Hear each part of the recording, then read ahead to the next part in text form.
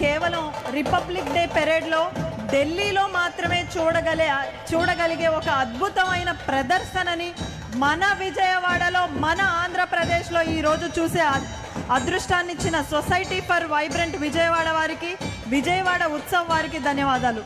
అలాగే ముఖ్యమంత్రి వర్యులకి దృష్టికి ఒక చిన్న విషయం సార్, ఇంత అద్భుతమైన కళారూపాలకి నిలువైన మన ఆంధ్రప్రదేశ్లో ఇంతమంది కళాకారులకు వీరందరికీ కూడా 2019 తర్వాత ఒక్క అవకాశం కూడా దొరకలేదు సార్.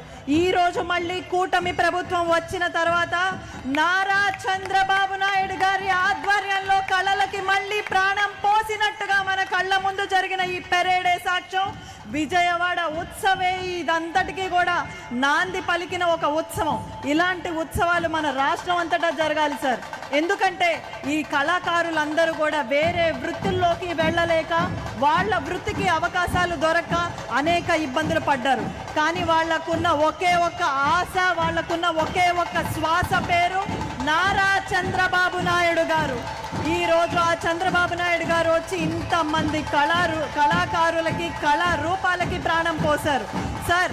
మా జనరేషన్కి ఇలాంటి కళారూపాలని తెలుసుకోవడం ఎంతో అవసరం.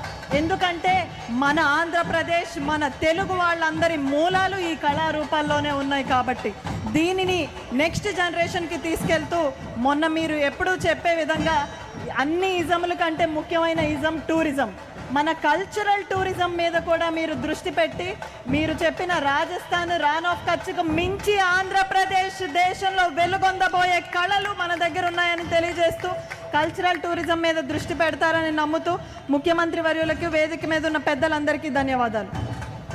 అలాగే ఈరోజు ఎంజీ రోడ్లో జరుగుతున్నటువంటి విజయవాడ దసరా మహోత్సవంలో భాగంగానే